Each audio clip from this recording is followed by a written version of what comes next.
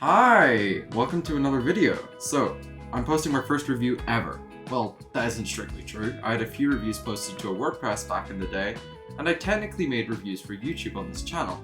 But none of them were any good or scripted. So, I'm posting my first scripted review ever! It's on a game called Brotato, and that's what this video is about. Enjoy! Brotato is a game about committing carbohydrate carnage, a thing I never knew I wanted to do. Though you're not killing potatoes in this game, you can already do that by going to your local Spudulike. That's a British reference. The game is actually about killing little alien guys with a wide range of weapons with your six-armed freak of a potato man. This plant-based roguelike is fun, and unlike any other, it constantly had me experimenting with different frequently insane loadouts, and I got further through it than any other roguelike I've ever played. This isn't the best roguelike ever, that spot goes to Risk of Rain 2 for me, but it's definitely a brilliant one. First off, let's talk about the gameplay. When you first enter the game, you have a character select screen. On this screen, you can select a wide variety of potato guys. I normally pick the bog standard potato man, as he's definitely the easiest to play as, but the other characters are fun to play as well. One of my favorites is the old potato. He makes the map smaller and also is slower.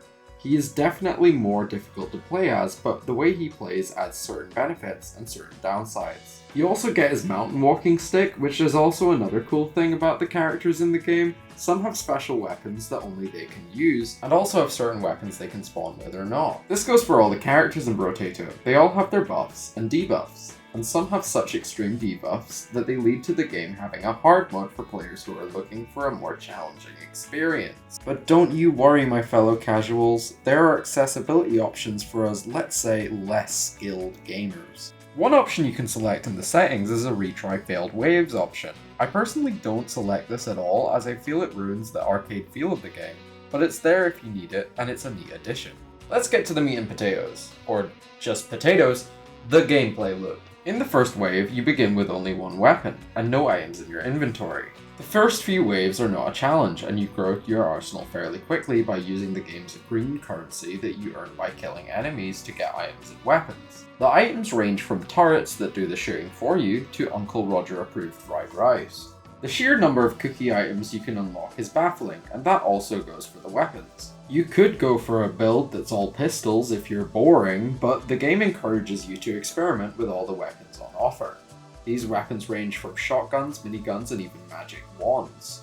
Each play differently, and I still to this day have not found the right mix of them to beat the game, but I've had fun messing around with the different options on offer a bunch. The gameplay feels better than any top-down shoot-'em-up style game I've ever played. The guns automatically shoot at the enemies, and all you really do is walk around collecting the currency and hope that your build is good enough for you to survive. This is satisfying for my little autistic brain, because you can really enter a flow state while playing it. This flow state is something I enjoy about a lot of games, and is something I look for to be included before buying them. This is why the game is so satisfying for me. You become even better at it if you let your instinctual lizard brain take over and focus on the flow of the game aside from anything else.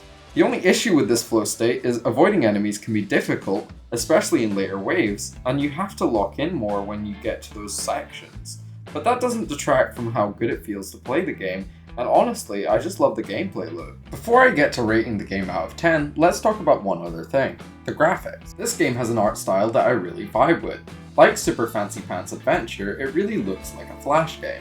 Its art style could be compared to the brilliant Binding of Isaac, but less gory. Hell, I even installed a mod that adds the characters from the Binding of Isaac. It didn't work though, because I couldn't get any of the mods to work at all. But I'm sure they will do an update in future to fix this. The game has thick outlines, which makes everything in the game pop and makes everything clear what it is. The item's hilarious designs means that you can create an absolute monstrosity of a potato, and the whole game's art style in general is comedic. I mean, what did you expect from a game called Brotato? Brotato. Oh, that's a good one. Anyway, time for the thing you've all been waiting for, the score. Not like the music. That is good, but I mean the rating. I'm gonna give this game a 10 out of 10. Its funny visuals and brilliant gameplay really charmed me. Also, since I know my dad watches my videos, I'm gonna do a little thing at the end of my reviews where I say if I think he'd enjoy it or not. I recommend my dad plays this. I know he enjoys games like this, so I recommend it. Get it on your PS5, if it's on there, I'm not sure. Anyway, that's my review. It was a bit muddled, but I'm only now just getting back into writing, so I'd give the game a 10 out of 10, but I'd give this review like a 4 out of 10. Anyway, back to trashy transgender in the studio. So yeah, that's the video. Hit subscribe and the like button, and I'll see you soon. Bye!